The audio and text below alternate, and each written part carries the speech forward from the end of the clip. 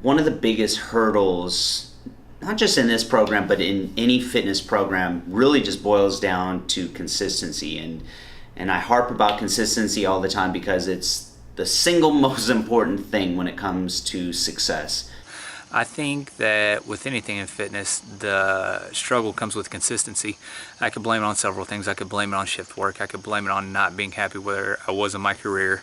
I could blame it on, starting a growing family. There's several things I could blame it on. Realistically, I wasn't motivated. It's one small step at a time. So one of the biggest problems that I see is people following a program, and they'll follow it to a T, and they'll get their desired result, or at least they'll at least get some results, but then they stop.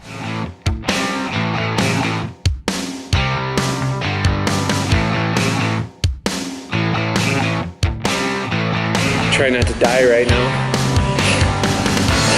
I think that's the fastest I've ever burned 500 calories in my life. The stress, kids, sleep, everything. Some days I'm going to be stronger than others. Some days I'm going to be weaker, but as long as I'm pushing as hard as I can push every single day, I'm getting better.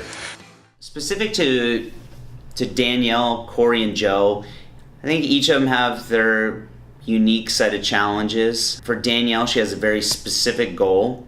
She wants to not just get in great shape, but she wants to get in good enough shape where she can compete on stage, do a bikini competition.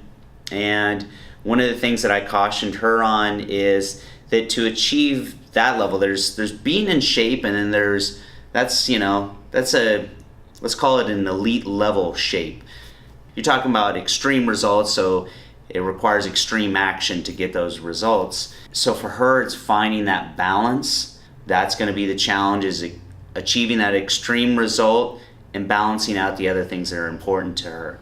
My biggest struggle with fitness before this program was introduced to me was definitely my weight loss.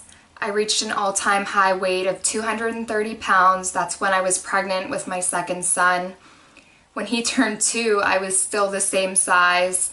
It was kind of a reality check for me, like, wow, what am I doing? I need to get healthier. I wanted to be more active with my kids.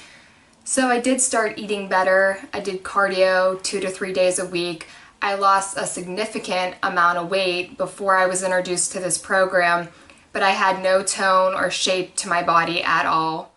Corey and Joe have the exact same challenges too. They both have kids, relationships, careers, and that's one of the things that I really stress in this program is finding balance. Because we don't just work out just for the sake of working out, and we don't just want results just because we want results. We do it because of the way it's going to make us feel. It's going to make us feel better. It's going to make us feel better about ourselves, or it's going to make us happier. But if we're sacrificing other things in our lives that make us happier or that are important to us, then it's kind of self-defeating. And so when we picked Corey, Danielle, and Joe to help with this program, I was looking for 3 very specific people. I was looking for people that had all those things in their life, that had families and careers and everything else that normal people have to try to juggle. And part of that was so they could lead by example, that they could achieve their fitness goals, and if they could, then other people could too. But it's not just about knowing what your goals are. It's about being very, very specific and very clear what your goals are. You have to be definite about it. And if you're not, you're never going to achieve it. Matter of fact, how would you even know if you achieved it if you're not very clear of what that goal is? So if I were to pinpoint one major obvious hurdle for people, it's that they're never very specific about their goals. And when I say specific, I mean like imagine what it will feel like when you achieve it. What's it going to look like? Everything about it.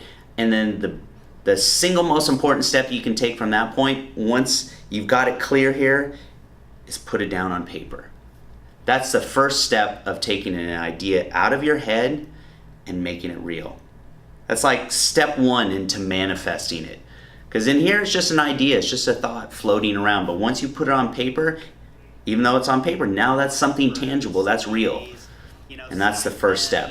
But most people don't ever do that. And So yeah, that's a major stumbling block for people. If they could just do that one single thing, they'd be amazed at what a difference it makes.